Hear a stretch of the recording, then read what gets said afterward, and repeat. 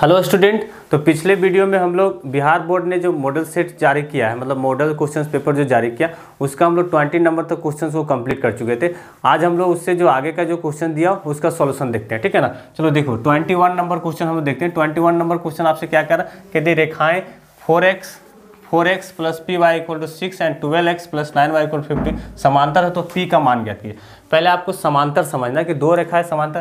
पहले तो ये समझना है कि ये लीनियर इक्वेशन 2 वेरिएबल है, मतलब दो चर वाले रैखिक समीकरण है ना। दो चर वाले रैखिक समीकरण के यदि आप ग्राफ बनाएंगे ना, इसका ग्राफ बनाएंगे तो सर एक ठो स्ट्रेट लाइन बनेगा, है ना। एक ठो क्या बनेगा, स्ट्रेट लाइन बनेगा।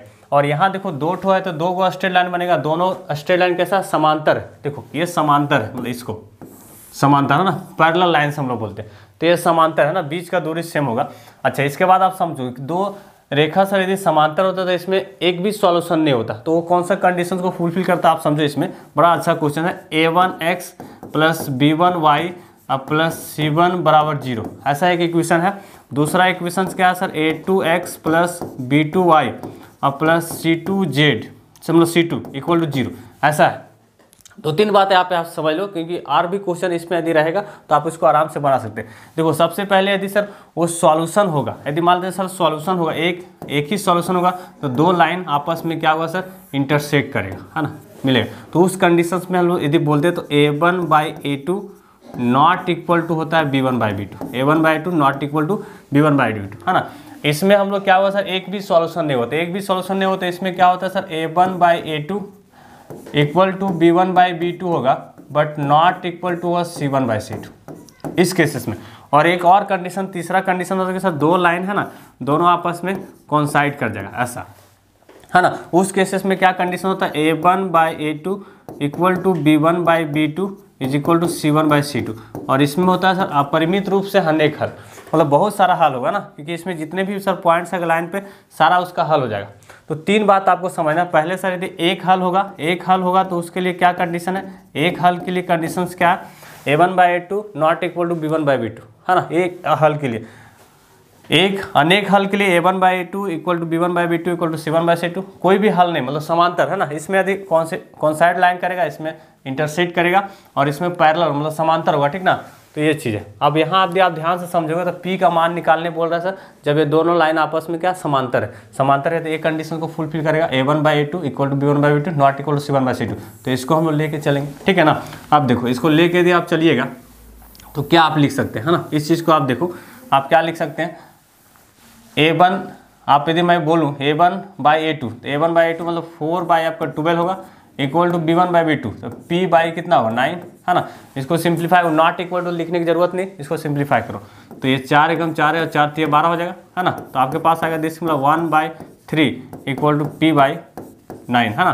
क्रॉस मल्टीप्लिकेशन या फिर यहाँ से भी कटता है ना, जानते हैं आप, ये कट जाएगा 3 3 9, तो आप लिख सकते हैं ये 3 इक्वल टू p, मतलब p का जो वैल्यू आ गया वो कितना आ गया 3। देखो कोई ऑप्शन आपको दिख रहा है क्या, बी नंबर आपको ऑप्शन दिख रहा है, तो बी आपका क्या हो गया, करेक्ट। चलिए हम लोग आगे बढ़ते हैं, यही आंसर ए इंग्लिश में दिया, इफ द लाइंस इतना इतना are parallel to which then value of P, parallel के लिए कंडीशन। चलो हम लोग 22 नंबर देखते हैं। देखो यही बात अभी आपको बताया था, समीकरण जो आपका दिया हुआ है ना, ये आपका अनगिनत हल होने के लिए के का मान ज्ञात कीजिए। अनगिनत हल होने के लिए मतलब सर अनेक हल, है ना, के का मान ज्ञात कीजिए। आपको अभी बताया, आपको समझ में आया होगा कि इसमें क्या होगा सर, अनेक हल होने के लिए क्या, a1/a2 इक्वल टू होगा b1/b2 is equal to c1/c2, है ना। a1/a2 मतलब 1 लिखेंगे 5, 1/5 equal to a1/a2 equal to b1/b2। तो b1/b2 का बोले तो बाबू 2 होगा k, है ना, 2/k ऐसा। अच्छा 2/k। आप देखो, आप k का मान हमको निकालने बोल रहा था, k इधर क्रॉस मल्टीप्लिकेशन कर तो k बराबर होगा 2 × 5, मतलब k का मान यदि आप निकालोगे तो 10 आएगा। k का मान कितना आएगा 10, मतलब ये ऑप्शन देख लो, डी नंबर आपका ऑप्शन क्या सही है। चलिए हम लोग 23 नंबर आएंगे। 23 नंबर आसान है। इसमें से कह रहा है निम्नलिखित में से कौन सा द्विघात समीकरण है। तो आप जानते हैं द्विघात समीकरण का फॉर्म कैसा होना चाहिए, ax² plus bx plus c बराबर 0, जहाँ a नॉट इक्वल टू 0, है ना, इस फॉर्म में होना चाहिए। तो आप इसमें समझो, देखो इसको यदि आप ब्रेक करोगे ना तो a² a plus B into minus B, a² minus बी² होगा।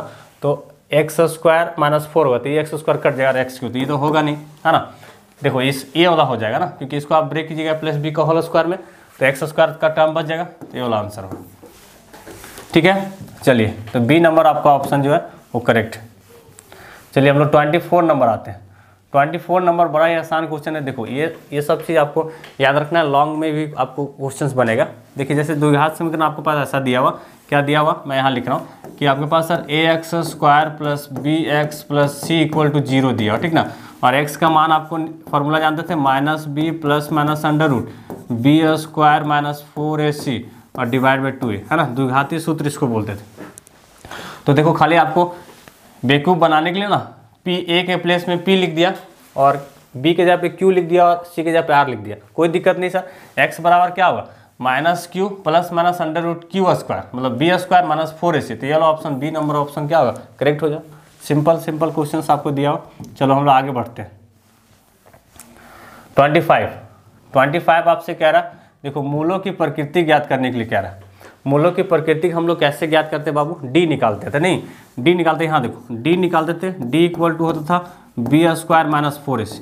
और इसमें आप 2-3 बात आप समझ लो कि सर यदि डी से ही पता चलता था मतलब जो आपका मूल की प्रकृति है ना, देखो क्या क्या हो सकता था, डी सर यदि ग्रेटर देन 0 होता था तो 2 भिन्न वास्तविक मूल निकलता था ना, 2 क्या मिलता था, भिन्न वास्तविक मूल, भिन्न वास्तविक मूल आप निकलता था, वास्तविक मूल, ठीक ना, वास्तविक मूल।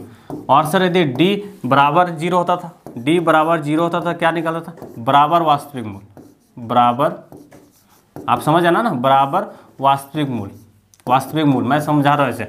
और सर तीसरा नंबर क्या होता था, d लेस देन 0, d क्या होता था, d से छोटा होता, 0 से छोटा होता था तो वास्तविक मूल नहीं होता था, मतलब नो रियल रूट्स हम लोग इसको बोलते थे, है ना, मतलब कोई वास्तविक मूल नहीं होगा, कोई वास्तविक मूल नहीं होगा, वास्तविक,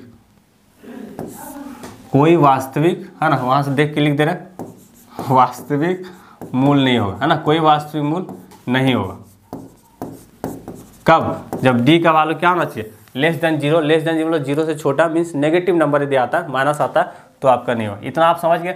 आप सर हम लोग डी निकाल लेते हैं सर इसमें, है ना, ये चीज़ आप समझ गए। डी हम लोग निकाल लेते हैं बाबू, देखो डी निकालेंगे तो क्या होगा, डी इक्वल टू आप जान रहे बी स्क्वायर माइनस 4ac होता है, तो देखो हम डी निकालते हैं, देखो यहाँ डी निकालते हैं, D equal sir B square minus 4ac, B बताइए क्या होगा, बी बोलिएगा सर 6 है, तो 6 का स्क्वायर माइनस 4a हो गया आपका 6 और c 1, तो डी का वैल्यू निकालिए तो यहाँ होगा सर 36 और माइनस 6 24, तो डी का वैल्यू कुछ भी आएगा तो पॉजिटिव आएगा ना, आप इसको घटा के भी लिख सकते हैं, तो यहाँ आपका मिलेगा सर 2, मतलब 12 आएगा। और ये क्या भी पॉजिटिव आ रहा है ना, पॉजिटिव मतलब ग्रेटर देन 0, डी का वैल्यू सर ग्रेटर देन 0। बताइए क्या ऑप्शन होगा, वास्तविक और बराबर नहीं होगा सर, वास्तविक नहीं होगा, ये भी आंसर है, वास्तविक और असमान, वास्तविक और असमान होगा, तो सी नंबर ऑप्शन है ना। मैं आपको समझा के भी आपको लिखा रहा हूँ ताकि ऐसा और भी क्वेश्चन रहेगा, जैसे मान लेते कि यहाँ बराबर 0 आ जाता तो कौन सा ऑप्शन होता, वास्तविक और बराबर होता। यदि सर आपका इसी में जैसे मान लेते कि आपका डी लेस देन 0 हो जाता है ना, नेगेटिव नंबर आता तो वाला ऑप्शन हो जाता बी नंबर, ठीक है ना, समझ रहे हैं। चलिए हम लोग आगे बढ़ते हैं। 26 नंबर क्या कह रहा है, हाँ ये कह रहा है सर कि आपका समीकरण 3x square minus 18x plus 6 power 0 के मूल का योग ज्ञात कीजिए, है ना, मूल का क्या करना, योग ज्ञात करना, है ना, ठीक ना। तो मूल का योग ज्ञात करना तो देखो बड़ा ही आसान क्वेश्चन है। देखो आपके पास मैंने आपको बताया कि ax square plus bx plus c बराबर यदि 0 है और सर यदि अल्फा एंड बीटा इसका क्या है, मूल है ना ये, तो इसका दोनों का जोड़ निकालना था, अल्फा प्लस बीटा बराबर क्या होता था, माइनस बी बाई ए, तो माइनस बी बाई ए आप लिख सकते हैं सीधा। तो अल्फा प्लस बीटा सब मूल का योग, तो alpha plus minus B by A, तो माइनस बी हो, माइनस और माइनस प्लस लिख दें क्या, 18 और बाई होगा आपका 3, काट दो इसको, 6 3 18 तो 6 होगा, ऑप्शन क्या होगा, ठीक ना। ये प्लस कैसे होगा वो, माइनस 18 पहले से था फिर माइनस, ये वाला हम लोग लिख रहे हैं माइनस बी बाई, ठीक ना। चलो आगे बढ़ते हैं। 27 ये कह रहा है द्विघात समीकरण का मूल एक दूसरे के व्युत्क्रम होगा यदि, है ना, एक दूसरे का व्युत्क्रम होगा यदि कौन क्या चाहिए हो, तो सी बराबर ए आना चाहिए। यदि सी बराबर ए आता है तो ये दोनों का क्या होता है, व्युत्क्रम होता है, इसको याद रखना आप लोग। 28 ये बड़ा आसान क्वेश्चन। इसमें क्या कह रहा है कि समांतर श्रेणी का 15वां पद ज्ञात कीजिए, है ना। 15वां पद ज्ञात करने बोला, बड़ा ही आसान है। आप ए एन का फॉर्मूला जानते थे, A N equal to A plus N minus 1 into D, यही ना होता था ए एन का फॉर्मूला। अब इसमें ए भी जान रहे, ए प्रथम पद है, डी सार्वंतर है, एन मतलब जो नंबर्स ऑफ इसमें पदों की संख्या ना, पदों की संख्या जितना है वो चीज़। तो आप बताइए, तो 15वां A15 निकालने बोला ना, A15। अब बताओ ए का वैल्यू कितना, 1/2, तो 1/2 लिख देना, प्लस एन तो आप जानते हैं 15 है, 15 माइनस 1 और इंटू डी निकाल सकते हैं क्या आप, इसमें घटाओगे ना, जैसे डी कैसे निकालते थे, डी निकालते थे A2 माइनस A1, तो आप बोलिए सर 1 माइनस 1/2 करेंगे तो 1/2 आएगा, तो आप यहाँ लिख देना 1/2, क्लियर। तो A15 का वैल्यू जो आएगा 1/2 प्लस यहाँ होगा 14 इंटू 1/2, इसको काट दो 7 हो जाएगा। तो A15 का वैल्यू 1/2 प्लस 7, अब एलसीएम लेंगे तो 1 प्लस 14 मतलब 1 प्लस होगा सर 14/2, तो 15/2 आएगा, 15/2 आंसर देखना। 15/2 कहाँ दिख रहा है आपको, दिख रहा है बी नंबर, तो बी नंबर जो हो गया क्या आपका करेक्ट आंसर हो गया, है ना। अब इसमें आ जाओ, देखो कितना आसान है। इसमें क्या निम्नलिखित में कौन सा समांतर श्रेणी नहीं है। समांतर श्रेणी नहीं होने का क्या मतलब, समांतर श्रेणी कब होगा, जब उसका कॉमन डिफरेंस सेम, मतलब सार्वंतर सेम होना चाहिए। सार्वंतर सेम होने का क्या मतलब सर, कि ये वाला जो वैल्यू आप निकालते हैं A2 माइनस A1 बराबर होना चाहिए सर A3 माइनस A2 बराबर होना चाहिए A4 minus A3 dot dot dot A बराबर होना चाहिए AN माइनस AN-1। ऐसा यदि होता है तो सर उसको हम लोग बोलते हैं समांतर श्रेणी। अब देखो ये सब तो चेक पहले नहीं करेंगे बाबू, पहले ये सब चेक करेंगे। देखो ये इसको मैं चेक करता हूँ पहले, यहाँ देखो चेक करके देखेंगे ना, तो 6 का डिफरेंस आ रहा है, यहाँ चेक करो, यहाँ 6 मतलब 10 में 4 घटेगा तो 6 बचेगा ना, और 15 में 10 जाएगा तो 5, तो एक बार तो 6 आ रहा है, एक बार 5 आ रहा है, इसका मतलब ये वाला नहीं होगा, समांतर श्रेणी वाला नहीं होगा, मतलब ये नहीं होगा, मतलब राइट आंसर है, ठीक ना, ये राइट आंसर है डी।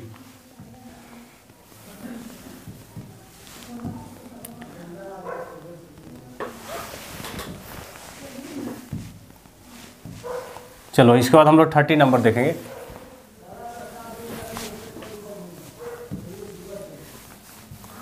थर्टी नंबर देखो, 30 नंबर में आपसे क्या कह रहा है कि यदि किसी समांतर श्रेणी का पहला पद 9 है, मतलब पहला पद 9 होने का क्या मतलब बाबू, ए का वैल्यू 9 दे दिया और सार्वंतर मतलब डी जो दे दिया -3 दे दिया, है ना। तो इसका प्रथम ब्राह्मण पदों का योगफल ज्ञात कीजिए, है ना। प्रथम ब्राह्मण पदों का योगफल ज्ञात कीजिए, मतलब आपसे कह रहा है कि SN का निकालेंगे। नहीं, SN का फॉर्मूला आप जानते थे n/2 2a plus n-1 into D होता था, है ना। ये आपका सर ब्राह्मण पद होता था। हम क्या करेंगे सर, मतलब सर ये SN मतलब सब निकालना, जितना पद आपको निकालने बोलता है उसमें, है ना, जितना। तो n का वैल्यू देखो, n का वैल्यू कितना है, n का वैल्यू सर आपका 12 है, वैल्यू इसमें रख देना जो आ जाएगा आंसर। तो यहाँ सर आपका S12 निकालना है, तो आप इसमें वैल्यू रख दो, 12 होगा सर 2 इंटू ए का वैल्यू देखो यहाँ 9 प्लस n हो गया सर 12 - 1 और d आप बता सकते हैं d कितना, d हो गया -3, है ना। अब इसको सिंप्लीफाई करेंगे, ये देखो ये कट जाएगा 6, है ना। मैं यहाँ लिख रहा हूँ S12 कितना होगा, ये हो गया 6, इधर देख लो ये 9 में 18। अच्छा ये आपके पास यदि 12 तो 11 -33 होगा क्या, -33 सही है ना।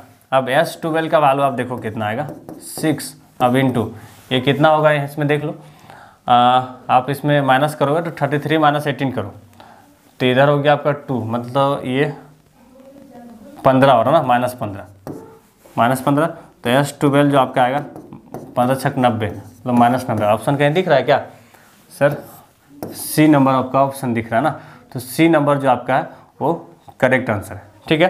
तो हम लोग 30 नंबर तक क्वेश्चन को कंप्लीट किए। अगला जो आपका वीडियो होगा उसमें 30 से जो आगे का क्वेश्चन दिया उसका सॉल्यूशन देखेंगे।